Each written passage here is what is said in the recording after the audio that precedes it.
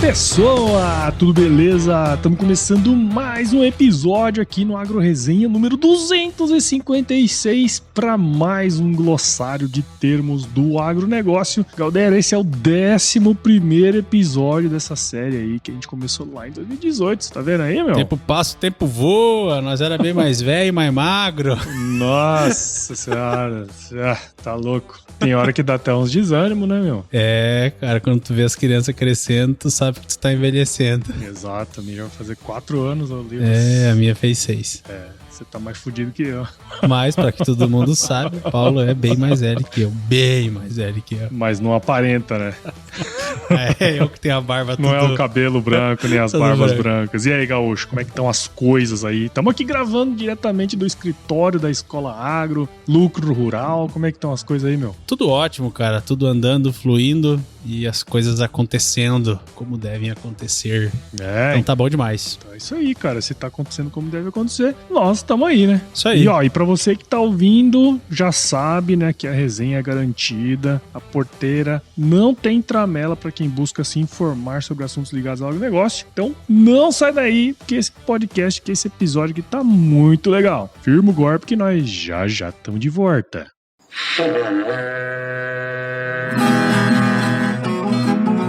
Bom, você já deve ter ouvido a máxima de que é o olho do dono que engorda o boi, certo? Isso é verdade até certo ponto, afinal, só olhar não adianta nada ser uma boa direção.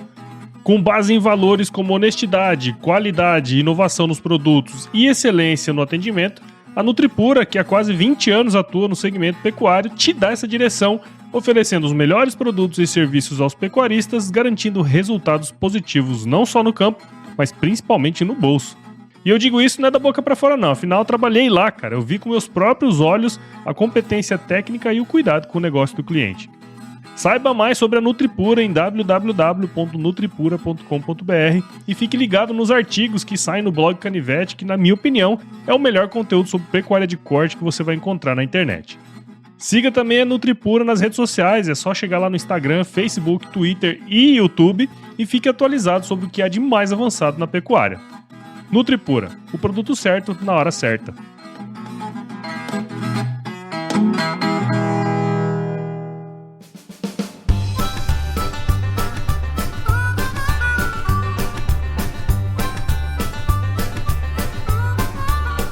Muito bem, estamos de volta aqui para esse episódio novinho em folha do glossário de termos do agronegócio. Como nós estivemos sem muito tempo nas semanas passadas, né? Esse episódio aqui era para ter sido 255, mas é o 256. Tá bom também. Tá bom também. E aí a gente escolheu aqui 10 termos, né, Galdério? Cada um de nós aqui vai falar 5. E como você é sempre o convidado de honra aqui desse podcast, eu vou dar a você a permissão para iniciar os trabalhos aqui deste ARP 256.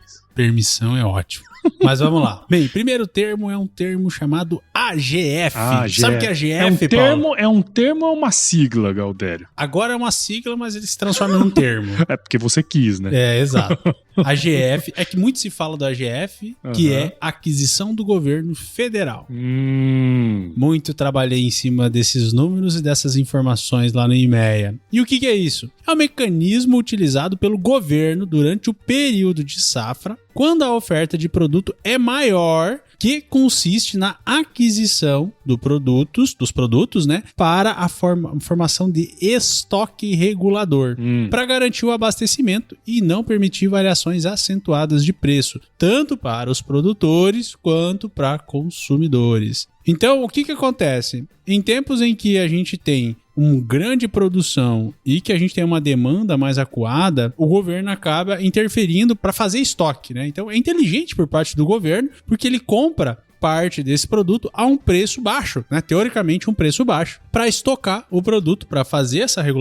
regularização, e isso tira produto do mercado, né? Então tende a elevar um pouco os preços. E em momentos de entre safra, quando o preço está maior ou teve alguma quebra de safra, aonde tem alguns lugares no Brasil, por exemplo, que tem dificuldade, isso acontece muito com milho, né, Paulo? Então teve uma época aqui que o Mato Grosso colheu milho pra caramba, não tinha muito para escoar, né? não tinha ainda todo esse consumo interno com uso para etanol e para DDG. E eu lembro que a gente fazia os cálculos, né? Depois tem Pepro, tem outras coisas aí, né? Mas é para levar esse produto depois lá pro Nordeste, por exemplo, no tempo de entre-safra, que precisava um preço muito elevado de produção. Inclusive, veio até milho exportado dos Estados Unidos pro Brasil, né? Então, é um meio de regular, é um meio do governo conseguir comprar, né? A um preço mais baixo, no momento em que realmente está precisando, e também depois revender a um preço não tão elevado para as regiões que têm essa necessidade, né? Então, para quem é totalmente liberal, que não quer nada que o governo interfira, né? É bom saber que nesses momentos o governo fez um papel muito importante na regulagem de mercado, né? Porque o que acontece, né? Quando o cara tem um preço muito ruim, acaba diminuindo a área nos anos anteriores, né? Porque ele teve prejuízo e tal, e aí depois acaba faltando, né? Então, geralmente um ano ou dois com preço muito baixo e depois um preço muito elevado, né? Que não é bom para ninguém. Então, isso acaba fazendo essa regulagem, né? E é uma forma, né? Do governo interferindo no preço, mas uma forma bacana também de fazer essa regulagem, dele conseguir ter um estoque, né? Que é importante ter um estoque regulador. Mas, ô Galdério, explica uma coisa pra mim que você que entende mais uma dúvida genuína aqui. Por exemplo, hoje o governo federal, ele não tem tantos ou tem capacidade de armazenar. Como é que é? Ele faz isso, o produto físico, ele compra, armazena, como é que é esse negócio? Porque eu sei que antigamente tinham muitos armazéns da Conab, né? E tal, né? Mas como é que é isso aí hoje, cara? Porque pra mim parece que, assim, acho que é legal, só que me parece que não tem uma estrutura hoje pra fazer isso. É assim mesmo? Eu tô um pouco, vamos dizer assim, a gente trabalhou com isso lá, sei lá, 6, 7 anos atrás, né? Mas o que tava acontecendo é que tinha muito aluguel, né? Ele comprava e alugava o armazém para fazer a armazenagem do produto, né? E era dessa forma que era feito. Como a gente tá tendo anos muito bons, né? De produção provavelmente e tal, não deve estar tendo muita deve estar bem menor, né?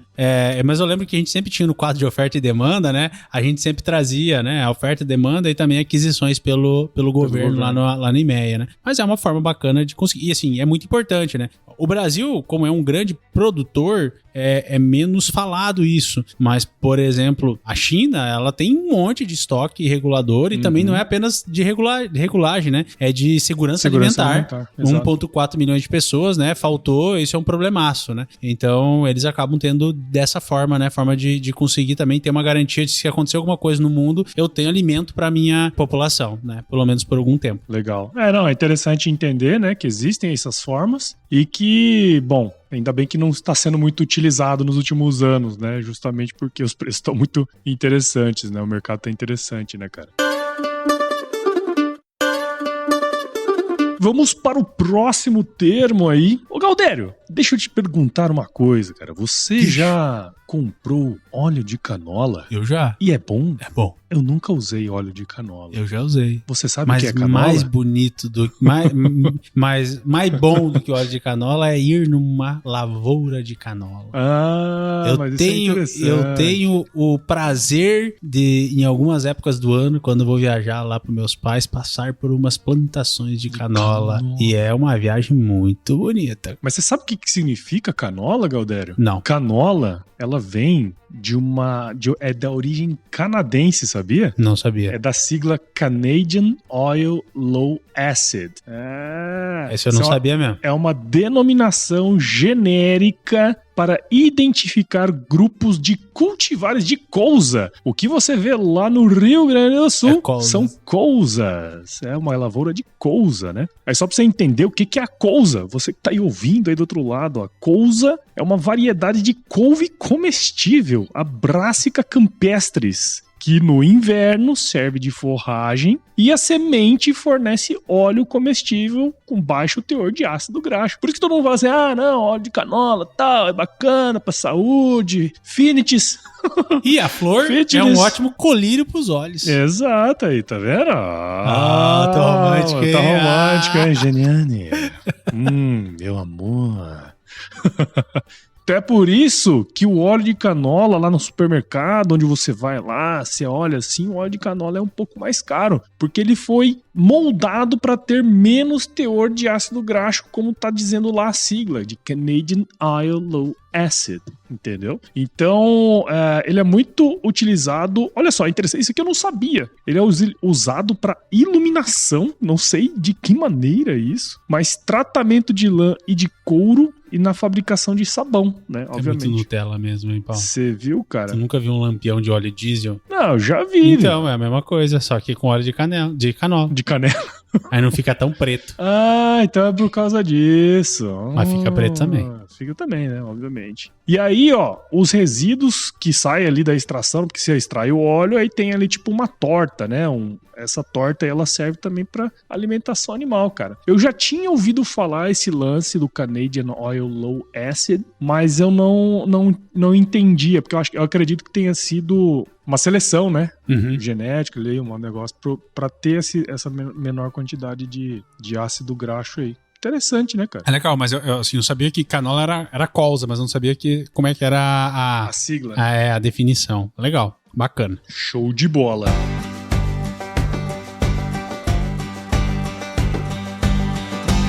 E aí, tá curtindo o bate-papo, cara? Espero que sim. Mas eu tô passando aqui pra te dar um recadinho. A missão da Stoller é transformar conhecimento em inovação para a agricultura, gerando valor a todos os envolvidos. Por mais de 50 anos, ela transforma conhecimento em inovação no esforço de impulsionar as culturas a alcançarem seu máximo potencial genético e atingir altas produtividades. E quando se trata de conhecimento, você pode encontrar tudo sobre fisiologia, nutrição e biologia de plantas no podcast Campo On, produzido pela Stoller.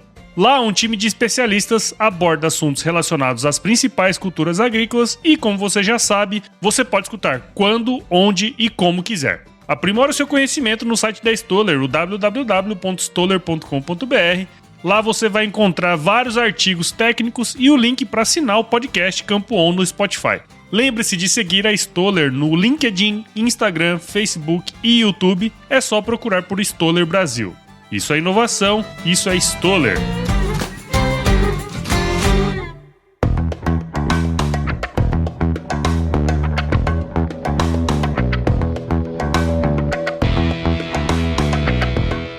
Galdério da Fronteira, gauchinho mato-grossense. Traga o seu termo número 2. Agricultura biodinâmica. Biodinâmica, meu. Oh, meu. Quem nunca ouviu, né?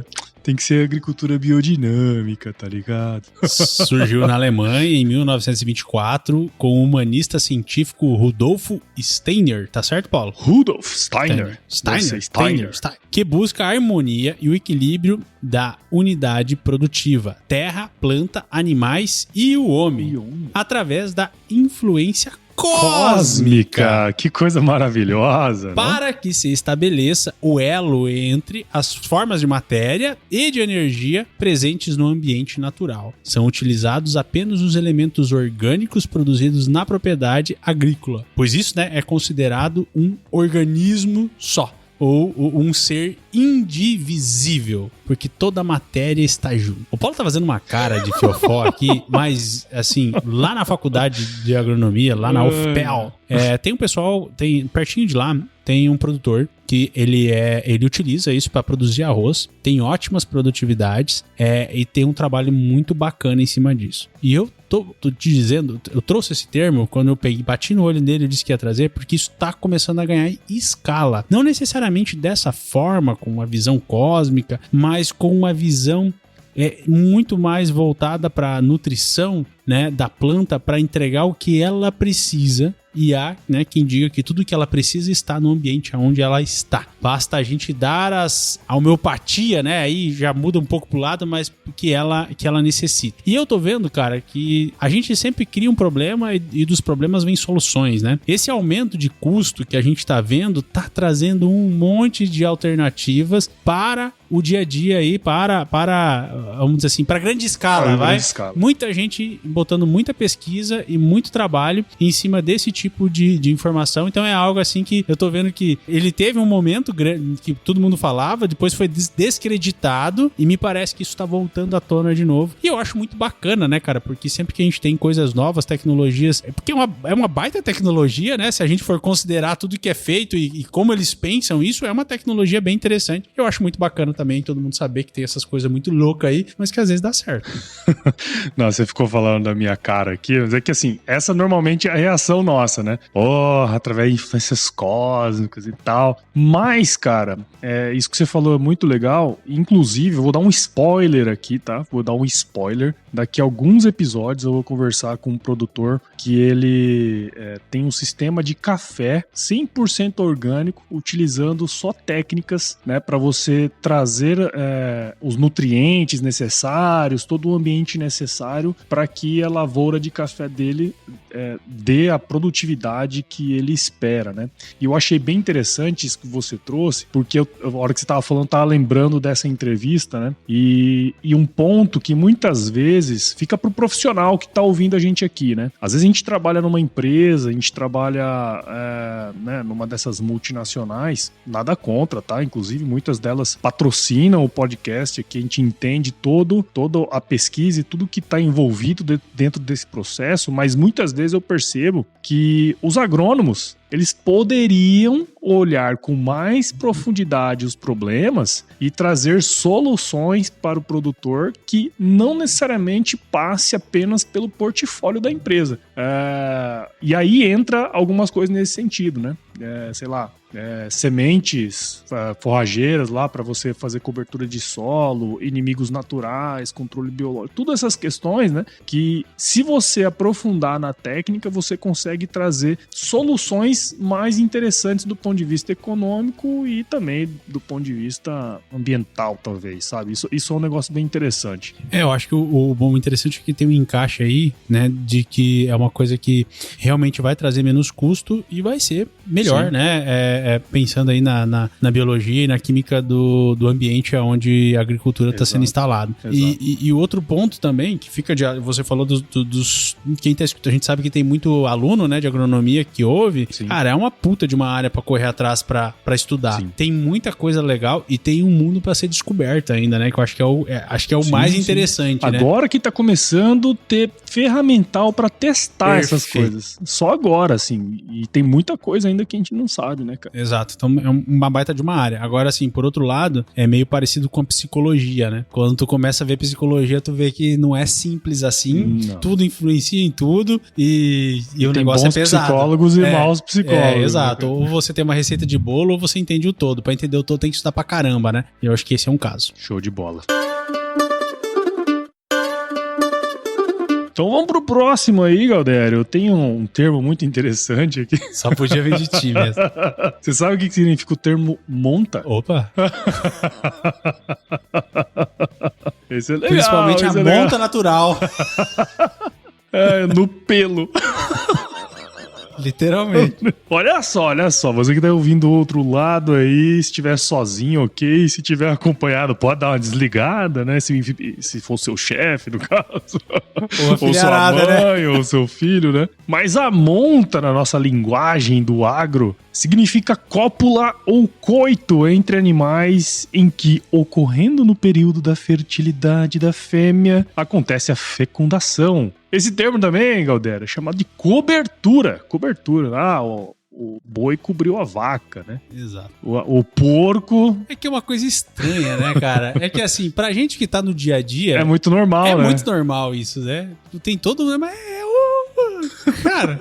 É isso, né? Não, e é interessante, né? Você tem filhos, eu tenho filhos também, e às vezes, na hora que as mulheres estão grávidas, logo após o parto ali, né? Cara, inevitavelmente a gente faz muitas relações entre o mundo animal e o mundo humano aí, né, cara? Dos animais. Elas odeiam, né? Aí ela fala, pô, mas por que meu cabelo tá caindo assim? Olha só, você tá em balanço energético negativo, cara. Ou quando tá grávida, tá mojando. Tá mojando. Puta que pariu, essa eu quase apanhei já. Nossa, essa aí é mais pesada. Mas o interessante é que o ser humano não tem uma persistência de lactação muito alta, né? Então... Depende, né? Depende. Depende. Pode ser bem longa. Pode ser. Mas deixa eu te contar uma história aqui, vale um entre aspas, dos filhos, né? Esse ser humano que está do meu lado aqui, no tempo que ainda as músicas eram no pendrive, me emprestou, me deu um pendrive de músicas. E aí eu tava numa bela viagem de São Lourenço para Espumoso com meu sogro e minha sogra. Isso é muito boa.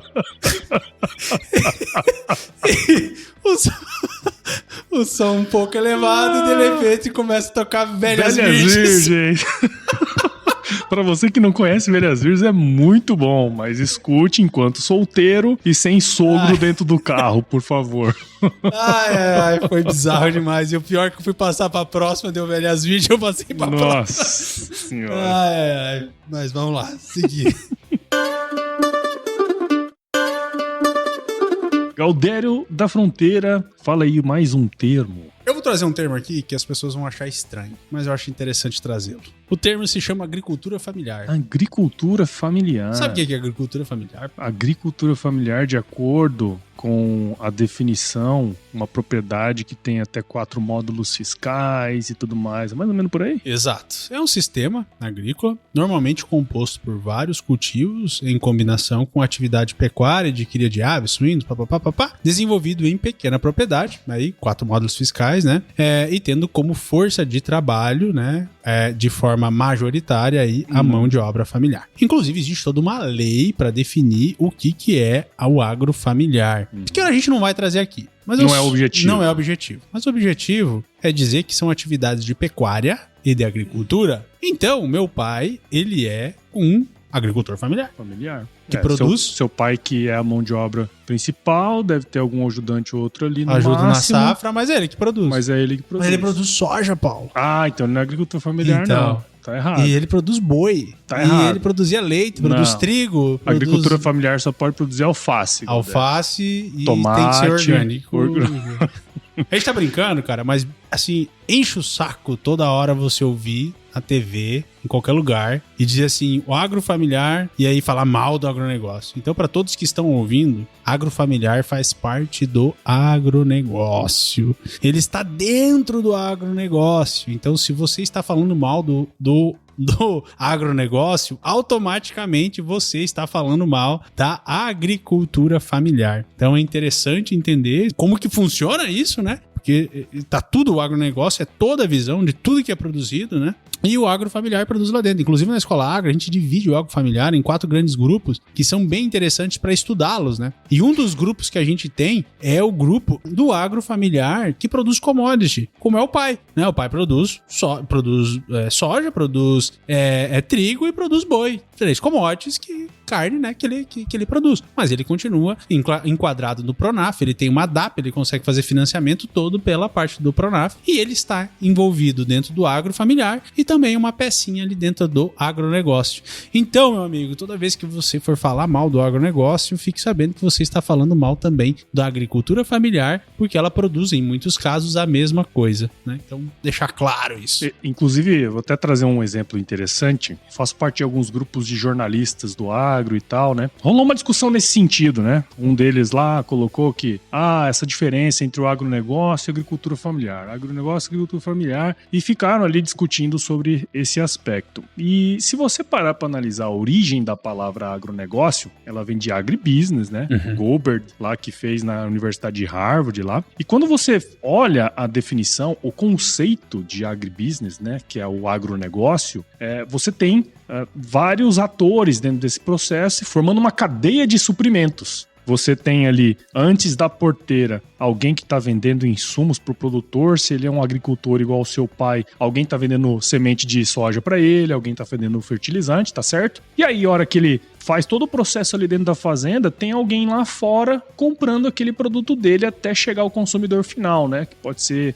nós aqui, você que vai lá e compra, por exemplo, uma carne, né? Então, dizer que a agricultura familiar não é a mesma coisa que agronegócio é supor que o agricultor familiar ele tem uma produção de subsistência. Existe no Brasil ainda hoje um produtor que a atividade dele é de subsistência. Esse cara, de fato, ele não faz parte do agronegócio porque ele não faz parte de uma cadeia de suprimentos.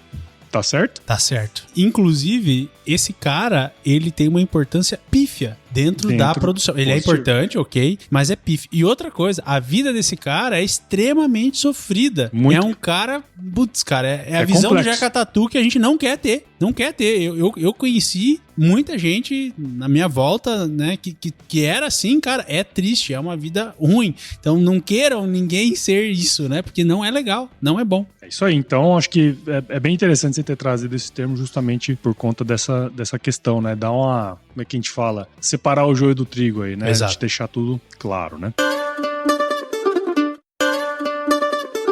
Galera, vamos para mais um termo do agronegócio aqui, que é o solo aluvial. Você sabe o que é um solo aluvial? Eu já, na edafologia, eu ouvi, mas eu já não lembro mais não. Eu também não lembrava não, é que eu bati lá e falei, puta, esse aqui é interessante, ó. O solo aluvial é o solo resultante do transporte de materiais desagregados pelas águas correntes e pelos ventos, ou seja, é o resultado da acumulação progressiva dos resíduos minerais provenientes de regiões adjacentes através da rede hidrológica.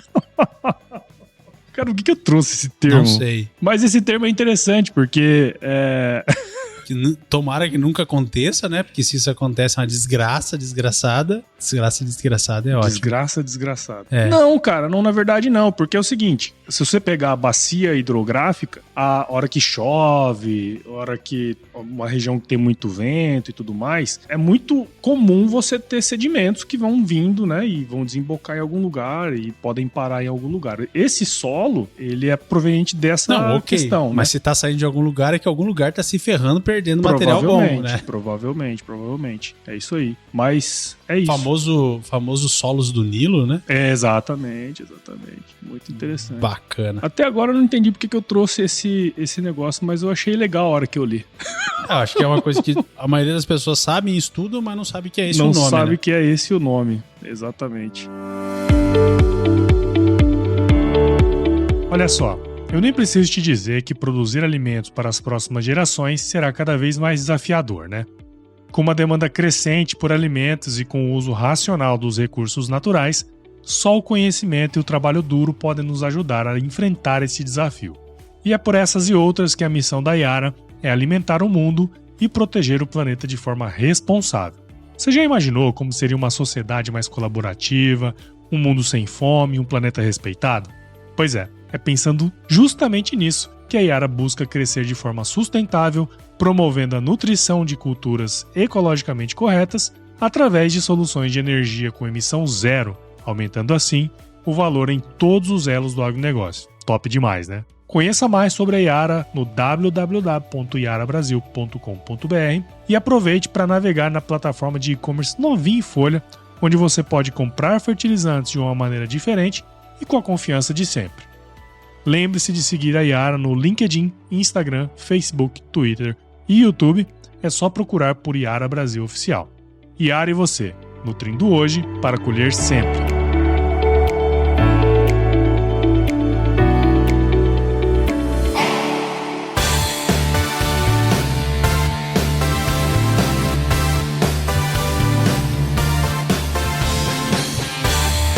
Então vamos lá. Etimobiologia. Sabe o que é isso? Não sei o que é. Então, eu também não sabia, mas eu achei bem legal. Ciência que estuda o modo pelo qual o povo ou grupos sociais humanos se relacionam com os animais, as plantas e outros recursos biológicos do seu meio ambiente. Cara, eu nem sabia que tinha alguma coisa pra estudar isso. Mas eu achei super legal. Hoje eu tô um pouco... Hoje eu ia falar isso pra você. Agricultura biodinâmica. Hoje eu tô... Etnobiologia. Mas aqui eu também vou trazer outra cacetada. Porque assim, o que acontece, né? Todo mundo fica pensando aí, né? Que o ser humano vai lá, explora e tal.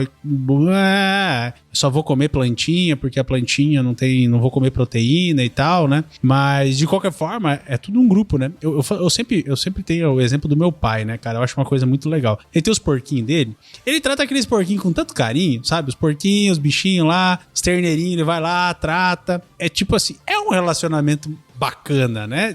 Do cara vai lá, trata muito bem. Todo mundo que tem animais geralmente trata muito bem. Claro que o pai é quase um pet, né? Pra ele, a forma como ele atua, né? E depois ele vende pra virar carnezinha, pra virar salamezinho, que é bom demais, né? Então é um relacionamento onde tem um cuidado total, muito grande, até chegar o momento em que ele vira nosso alimento. Então isso é uma coisa interessante, né? E da mesma forma que a gente vai lá, cuida da plantinha, até que você vai lá, mata ela, né? Mata a plantinha pra comer ela, né? Então é assim que é, né? E é assim que a gente consegue ter nutrientes, né? Pra sobreviver. Mas é interessante esse ponto. Outro dia eu tava discutindo com não lembro quem, um bate-papo, e chegamos mais ou menos nesse negócio, né? Vamos pegar esse exemplo que você deu do porquinho aí, né? O que, por exemplo, alguém que não come carne pode alegar é que você criar o bicho a vida inteira sabendo que vai matar seria uma crueldade, né? Isso normalmente é o que a gente ouve falar. Óbvio que não são todos os vegetarianos, veganos e coisas e tal que pensam dessa maneira, mas essa é a regra geral, quando você fala de veganos e, enfim, carne e tudo mais. Só que eu tenho uma visão diferente desse processo. Por que seu pai cria muito bem os porcos e por que ele faz tanto carinho e faz isso com tanto amor? É porque se você for parar pra pensar, essa é a minha opinião, tá? Quem estiver ouvindo aí que não concordar também, pau não concordo. Pau no Mas assim, ó, você faz isso porque, cara, é quase que uma gratidão, tá ligado? O cara tá ali, o animal tá ali, ele vai dar a vida pra te alimentar. Então você tem que fazer isso com muita generosidade mesmo. Eu tenho essa visão, tá? Quando você vai visitar pecuaristas, né? Pessoal que tem granja de suíno, de aves e tal. O dono mesmo, ele faz isso com generosidade, ele faz isso com carinho. Mas eu penso, é por conta desses animais estarem mantendo a vida que eu tenho hoje, tá ligado? Então, por exemplo, eu mesmo penso dessa maneira, sabe? Não do ponto de vista da crueldade, que é muito mais simples e vende muito mais, né? Você vender que o cara tá sendo cruel. Ele cria um bicho cercado e mata depois pra ganhar dinheiro. Mas eu tenho outro ponto, né? O cara que tem um cachorro de 50 quilos num apartamento de 50 metros quadrados, isso pra mim é uma crueldade isso é cruel. Absurda, sabe? Aí deixa, assim... Eu adoro cachorro, né? Eu adoro cachorro, mas não tenho cachorro por isso. Que eu acho...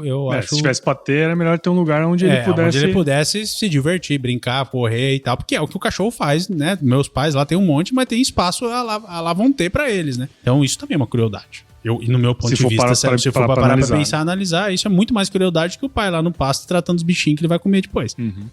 Então é isso que eu tô falando, é que muitas vezes, né, é o ponto de vista, né? Sim. É o bom de trazer esses assuntos que geram umas discussões mais... E cada um tem o seu, né? É isso aí. Já dizia o poeta, né? Gosto é igual Nossa. Cada um tem o seu e ninguém pode pôr o dedo no do outro, né? Às vezes, quando eu agradeço não estar mais convivendo diariamente, ter que ouvir isso, era bravo. Nossa. Meu Deus. Próximo, next. Galdério, você já ouviu falar do termo chamado zorra? Inclusive você já trouxe. Não, zorra não. Trouxe sim. Não trouxe. Então não fala aí que os ouvintes vão dizer se trouxe ou não. Não trouxe. Não é possível que eu tenha trazido, porque eu nunca ouvi falar dessa porra. A Covid pegou pesado aí. Não trouxe. Zorra. Não é Zorra Total e não tem a ver com televisão. Zorra é um implemento de apoio com aproximadamente 4 metros de comprimento, feito com travessas de madeira sobre as costas do animal, no qual são colocadas as peças de madeira e arrastadas com um dos lados tocando o chão. Basicamente é um trenozão rústico que é usado para transportar produtos, né? No caso lá, muita madeira é feito isso nas regiões alagadas e de brejo da Amazônia. Como eu falou lá, composto de uma grande caixa de madeira e correntes com tirantes arrastado por junta de búfalos. Olha, assim, a gente tem que pensar que um ambiente como esse é muito inóspito, né, cara? Você vai, vamos tirar a árvore no meio da Amazônia, ou vamos ter que fazer alguma coisa ali no meio. Passar por um brejo, sei lá. Passar por um brejo. Não dá pra entrar caminhão, não dá pra entrar nada automobilístico ali dentro daquele processo, né, cara? E aí, isso aqui é até interessante que eu vi isso num trabalho acadêmico, tá? Esse negócio da zorra aí. Porque foi difícil de encontrar. Porque eu vi o termo e falei, ué, nunca ouvi falar. E eu fui buscar. Tem dentro de um trabalho acadêmico que é muito relacionado a esse transporte aqui, nesse meio, com retirada de árvores nessas regiões mais complexas, né? Alagadas e tudo mais, que é muito comum lá no norte. Eu acho que esse tu não trouxe mesmo. Tô falando que eu não trouxe, porque eu nunca tinha nem ouvido falar, cara. Cara, cada região tem suas características, né? É isso aí, cara. Vamos pro próximo, então? Bora pro próximo. Eu vou trazer aí, um outro parecido com o agrofamiliar aqui, mas que é bem interessante, que é o tal de fogo controlado. Fogo controlado. A gente sempre acha que fogo é ruim, né? Mas nem sempre. É a operação que pretende criar uma área limpa de vegetação e arbustos através da propagação controlada do fogo. Trata-se de uma técnica com grandes riscos e só deve ser aplicada por pessoas qualificadas e diante de observação das condições e restrições específicas. E o fogo controlado, quem nunca viu aquela história que eu controlo fogo com fogo, né? Fogo com fogo. Fight fire with fire. É a música do Metallica. Fight fire with fire. E é utilizado, né? Muitas vezes para fazer controle de queimadas, né? Porque eu elimino, né? Qualquer combustão, né? Qualquer coisa que pode...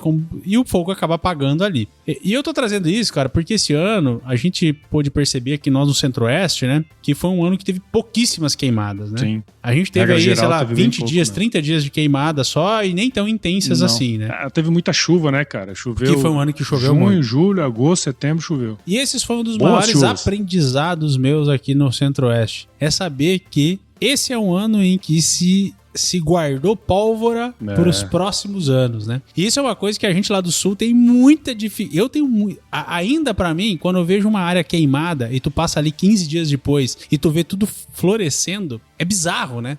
Porque passou um fogo desgraçado embaixo e tá lá o cerradão todo florido, bonito, sabe? Vegetando, né? Vegetando bonito, cara. E, pô, a gente vê na TV, acha que se foi tudo e não foi, né? Então, o fogo controlado vai ser importante ano que vem, que a gente vai ter bastante combustível aí pra queimar, né? E é interessante, eu acho que a gente já tinha comentado sobre isso, que o cerrado, ele é assim, né? Ele passa por fogo. É bom? Não, de forma alguma é bom. Pra quem mora aqui é péssimo. É péssimo, queima também animais, né? E tudo. Sim. Mas é algo natural, né? Entre aspas, para o cerradão brasileiro. Né? A gente estuda até, né, cara, que assim, dependendo da umidade relativa do ar, da temperatura que tá, rola muitas combustões espontâneas no mato mesmo. Você pega ali... Às vezes o cara joga... Olha, isso aqui é uma coisa interessante. Às vezes o cara joga uma garrafa, né, translúcida assim, ó, no mato e bate um sol e tem um capinzinho? Tem um capinzinho atrás dele e aquele foco vai ficar bem naquele lugar. Isso pode gerar uma combustão, cara. E assim, o que as pessoas muitas vezes não entendem é que todo aquele material que você falou, agora nós temos pólvora, né? É porque tem muita biomassa. Se acumulou biomassa agora esse ano, cara, a hora que fica seco ano que vem, amigo, a primeira, cara, qualquer coisa que acontecer, ele vai pegar fogo mesmo, né, cara? Então isso é uma coisa interessante que muitas vezes a gente não para pra pensar, né? E obviamente que depois que queimou e passou e choveu, cara, menos de 30 dias, aquela mesma vegetação tá toda vegetando de verdade. Mas é engraçado que assim, apesar de estar na seca, se passou o fogo, ele é como se fosse uma quebra de dormência, né? Uhum. Ele já começa, a ficar o verde, né? Bonito, de novo. É isso aí. Muito bem, então, Galdério, vamos para o último termo já, cara. Já estamos ao final aqui do nosso querido glossário de termos do agronegócio. Eu tenho certeza que você já ouviu falar do termo bruaca. Aquela mulher lá é uma bruaca. Já ouviu falar disso, não? Já. Mas você sabe o que é uma bruaca, velho? Não, o que é uma bruaca? Olha só que interessante que eu descobri hoje, eu não sabia. A bruaca é um saco ou mala de couro cru para transporte de objetos e mercadorias sobre o lombo de animais, especialmente bestas ou mulas. A etimologia da palavra bruaca pode ser que tenha tido uma influência de burjaca, que é bolsa de peregrino em alguma língua aqui. Todo mundo tá sabendo o que é uma bruaca agora.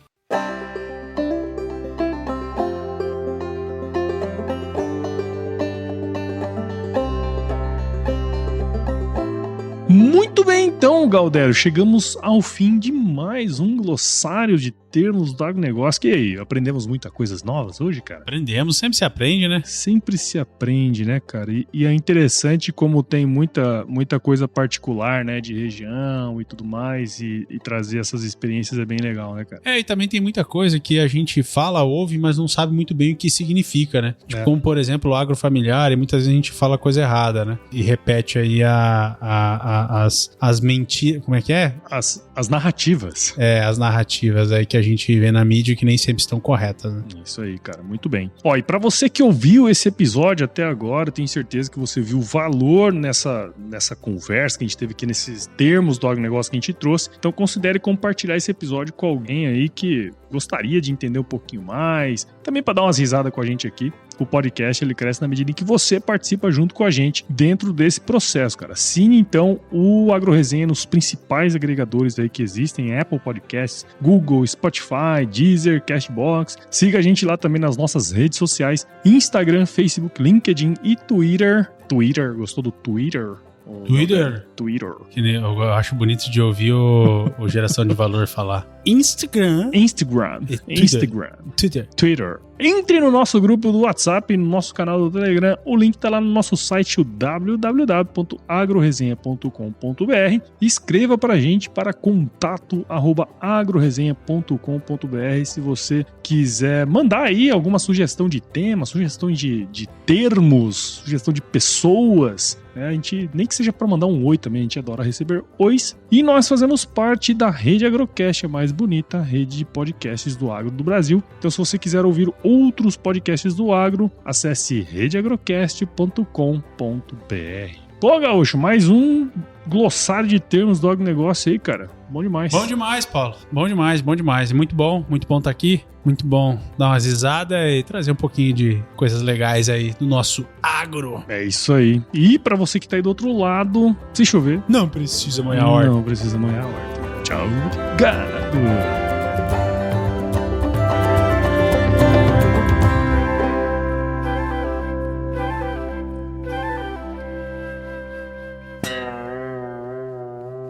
E aí, pessoa? Senhora, bota esse aí antes. Otário. Dor nas costas.